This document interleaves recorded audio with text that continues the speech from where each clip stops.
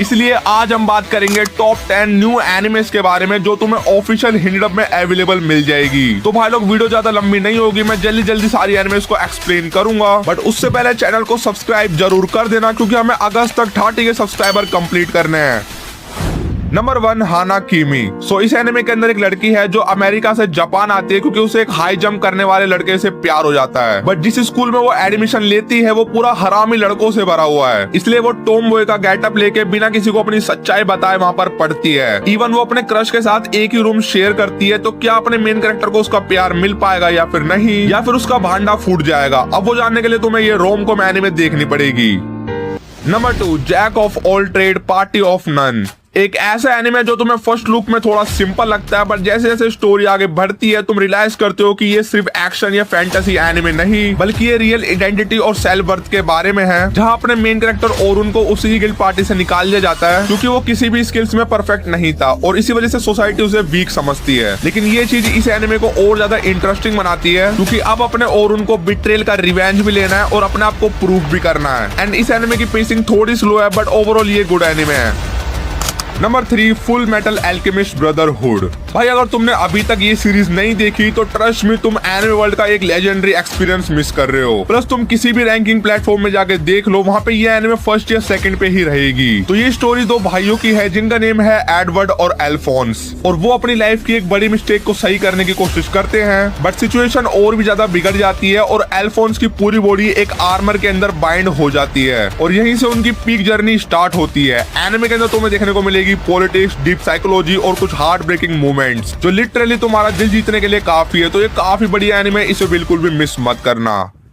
Number 4 Tokyo घोल। तो यार तुमने कभी ना कभी तो इस एनिमे का नेम सुना ही होगा और ये सीरीज 2014 में रिलीज हुई थी और अब इतने लंबे समय के बाद हमें इसका हिंडअप देखने को मिला है जो काफी अच्छा है। एंड जिन लोगों ने इस सीरीज को नहीं देखा तो मैं बता दूं कि भाई तुम्हें इस सीरीज का सिर्फ सीजन 1 ही पसंद आएगा। लाइक पहले 12 एपिसोड तुम्हें परफेक्ट देखने को मिलेंगे और बाकी के सीजन सब कुछ कचरा ही बनाया है। बट यार मेरी एडवाइस ये होगी कि तुम्हें सीजन 1 जरूर देखना चाहिए। सो बेसिकली इस एनिमे के अंदर एक ऐसा वर्ल्ड है जहाँ पे ह्यूमंस और घोल्स रहते हैं एंड ऑब्वियसली घोल्स अपने इंसानों को ही खाते हैं जिस वजह से हर आए दिन इंसान मरते ही जा रहे हैं। और वहीं अपना मेन कैरेक्टर काने की शुरू में एक ह्यूमन होता है बट एक इंसिडेंट के बाद वो हाफ घोल बन जाता है। अब यार उसके लिए डिफिकल्टी ये है कि उसका आधा शरीर इंसानों का खून चाहता है और आधा शरीर इंसान की तरह ही बन के रहना चाहता है। और मैं बता दूं कि ये series full traumatize scene, dark fantasy और डीप मिस्ट्रीज से भरी हुई है जो शायद तुम देख भी ना पाओ। बाकी अगर तुम इसके सीजन 2 और सीजन 3 को देखने के बजाय इसकी मांगा पढ़ोगे तो तुम्हें ज्यादा मजा आने वाला है। Number 5 terror in resonance. Well अगर तुमने डेथ नोट सीरीज देखी है जो ऑब्वियसली मास्टरपीस थी तो ये एनिमे तुम्हें वैसा ही फील देगी। सो ये स्टोरी जापान के टोक्यो सिटी में रिवॉल्व करती है जहां हाई स्कूल के सिर्फ 2 लड़कों ने पूरी जापान पुलिस की हालत खराब कर रखी है क्योंकि इन बच्चों ने जापान के हर कोने में टाइम बॉम्ब लगा दिए हैं। बट यार इस स्टोरी का प्लॉट ट्विस्ट ये है कि ये लड़के ब्लास्ट करने से पहले सोशल मीडिया पे लाइव आके पुलिस से कुछ पहेलियां सोल्व करने के लिए कहते हैं एंड ऑब्वियसली पुलिस अगर वो पहेली सोल्व नहीं कर पाई तो यार बूम ब्लास्ट हो जाएगा। बट यार रियल क्वेश्चन ये है कि ये लड़के जापान से इतनी नफरत क्यों करते हैं और उनका मेन रीजन असल में क्या है, उसको जानने के लिए तुम्हें ये अंडररेटेड मास्टरपीस एनिमे देखनी होगी। Number 6 you and I R polar opposite. Well अगर तुम सीरियस और एक्शन टाइप सीरीज से हट के कुछ टू गुड ऑसम फील वाला रोम-कॉम एनिमे देखना चाहते हो तो ये सीरीज तुम्हारा टाइम वेस्ट तो नहीं पर टाइम पास जरूर कर देगी। तो यार देखो, हम इंसानों की पर्सनैलिटी, बिहेवियर, इमोशन एक दूसरे से सेम नहीं होते और हम किसी ऐसे इंसान की तलाश में रहते हैं जो बिल्कुल हमारे जैसा हो। Like same thinking, same opinion, और मतलब सबका ही मन होता है कि वो यार जिस इंसान से प्यार करे सामने वाला भी उसी की तरह हो। बट इस एनिमे के अंदर अपनी सुजुकी नाम की लड़की फुल एक्सट्रोवर्ट है जो स्कूल में सबसे ज्यादा यारी दोस्ती रखती है और वो पूरा टाइम मजे में रहती है। लेकिन जिस इंसान से वो प्यार करती है ठीक वो उसी का अपोजिट है जिसका नेम है तानी। और यार उस बंदे का कोई भी फ्रेंड ग्रुप नहीं है, ना किसी से वो बात करता और ना कभी वो मस्ती में रहता। बट इस सिचुएशन के बाद भी वो दोनों एक दूसरे के साथ रिलेशनशिप में आ जाते हैं। अब क्या इनकी लव स्टोरी की हैप्पी एंडिंग होगी या फिर इनकी प्यार की ट्रेन आधे रास्ते में रुक जाएगी? उस चीज को जानने के लिए तुम्हें ये एनिमे देखना पड़ेगा। बस कोशिश करना कि एनिमेशन से तुम्हारा दिमाग खराब ना हो और ज्यादा एक्सपेक्टेशन मत लगाना क्योंकि ये टाइम पास के लिए सीरीज है। Number 7, Kunon the sorcerer can see. तो एक बार इमेजिन करो कि एक ऐसा लड़का जो देख नहीं सकता बट फिर भी इम्पॉसिबल को भी पॉसिबल करने निकला है, जिसका नेम है कुनोन, एक ब्लाइंड जीनियस जो वाटर मैजिक की हेल्प से एक न्यू आइस को क्रिएट करना चाहता है और यही उसका ड्रीम भी है। इवन 5 महीने के अंदर कुनोन अपने मास्टर को भी सरपास कर देता है और उसका मैजिकल टैलेंट लिटरली सबको शॉक भी कर देता है। लेकिन ये एनिमे सिर्फ ओवर पावर मैजिक के बारे में नहीं है, बल्कि ये क्यूरियोसिटी, इंटेलिजेंट और सेल्फ ग्रोथ की जर्नी है, जहाँ कुनोन हर एक्सपेरिमेंट के साथ दुनिया को एक न्यू वे में समझने की कोशिश करता है और वही चीज इस स्टोरी को और ज्यादा यूनिक बनाता है। तो यार ये भी काफी बढ़िया एनिमे, एक बार जरूर देखना।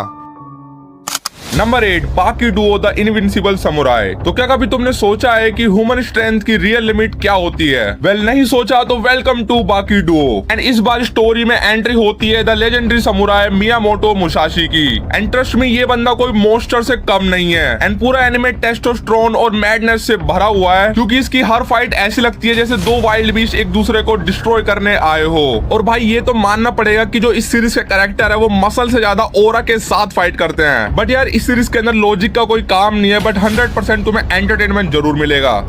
Number 9, dark moon the blood alter. तो ये स्टोरी रिवरफील्ड सिटी के अंदर लोकेटेड है, जहाँ पे एक मिस्टीरियस डेलिशियस अकेडमी है और उसके अंदर 7 हैंडसम बॉयज एक डेंजरस सीक्रेट छुपा रहे हैं, क्योंकि वो असल में वैम्पायर है और यही चीज उनको बाकी स्टूडेंट से अलग बनाती है। और साथ ही इन सबका अलग अलग डार्क पास्ट भी है जो हमें एनिमे के अंदर देखने को मिलने वाला है। पर कहानी में एंट्री होती है सोहा नाम की एक ट्रांसफर स्टूडेंट की, जो वैम्पायर्स को बचपन से हेट करती है। बट इस सीरीज का वियर्ड पार्ट ये है कि जैसे ही वो अकेडमी के अंदर एंट्री लेती है, तभी सारे बॉयज उसकी तरफ स्ट्रेंजली अट्रैक्ट होने लगते हैं और उसके बाद उस सिटी के अंदर स्टार्ट होते हैं मिस्टीरियस इंसिडेंट, हिडन ट्रूथ और डार्क सीक्रेट। एंड इसका हर एक एपिसोड तुम्हें और ज्यादा क्यूरियोसिटी में डाल देता है कि एक्चुअली पास्ट में हुआ क्या था। प्लस वैम्पायर लोर भी काफी ज्यादा स्टाइलिश वे में प्रेजेंट किया गया है, तो एक बार इस यूनिक एनिमे को जरूर देखना। सो अपनी लास्ट नंबर 10 एनिमे है the rising of the shield hero. तो सोचो एक नॉर्मल ओताकू लड़का लाइब्रेरी में एक मिस्टीरियस बुक खोलता है और वो दूसरे ही पल डायरेक्टली दूसरी दुनिया में टेलीपोर्ट हो जाता है। और सिर्फ इतना ही नहीं, बल्कि उसे बनाया जाता है एक लेजेंडरी 4 कार्डिनल हीरो में से एक, जिनका नेम है द शील्ड हीरो। और अब स्टार्टिंग में नोआफोमी बहुत ज्यादा एक्साइटेड होता है कि अब एडवेंचर, पावर और फैंटेसी वाली लाइफ मिलेगी। लेकिन सिर्फ कुछ ही दिनों बाद उसकी लाइफ कंप्लीटली नाइटमेयर बन जाती है, क्योंकि उसके अपने ही साथी उसको बिट्रे कर देते हैं और उसका पैसा, रिस्पेक्ट और सब कुछ छीन लेते हैं। और इस सीरीज का सबसे पेनफुल पार्ट ये है कि अब वो किसी पर भी ट्रस्ट नहीं कर सकता और इसी डेस्परेशन में नोआफोमी एक स्लेव गर्ल रेप्टिलिया को अपने साथ ले लेता है और फिर शुरू होती है एक सर्वाइवल, रिवेंज और सेल्फ ग्रोथ की एक डार्क जर्नी। एंड ये एनिमे सिर्फ एक्शन नहीं दिखाता, बल्कि ये दिखाता है कि बिट्रेल किसी इंसान को अंदर से कितना चेंज कर सकता है। एंड नोआफोमी का वीक और ब्रोकन बॉय से सैवेज शील्ड हीरो बनने तक का ट्रांसफॉर्मेशन ऑनेस्टली गूज़बम्प्स देता है। तो यार एक बार इस एनिमे को भी जरूर ट्राई करना। सो आई होप ये 10 न्यू एनिमेस का रिव्यू आपको पसंद आया होगा। और देखो मैंने इस बार कोशिश करी है कि ज्यादा तुम्हें स्टोरी के बारे में नहीं बताया, क्योंकि यार काफी लोग बोलते हैं कि उस चीज से एनिमे देखने का मजा कम हो जाता है। बट मैं इतना जरूर बोल सकता हूँ कि ये सारी एनिमे तुम्हारा बिल्कुल भी टाइम वेस्ट नहीं करेगी। बाकी इस वीडियो के पार्ट 2 के लिए एटलीस्ट 200 लाइक तो करा ही देना, क्योंकि और भी बहुत सारी न्यू एनिमे रिलीज होती जा रही है जो तुम्हारा देखना 100% कंपलसरी है। एंड नेक्स्ट वीडियो तुम्हें कौन से टॉपिक पे चाहिए वो तो मुझे कमेंट के अंदर जरूर बता देना। एंड वीडियो को लाइक एंड चैनल को सब्सक्राइब करना मत भूलना। मिलते हैं किसी और दिन किसी और वीडियो में, तब तक के लिए keep watching anime and sayonara.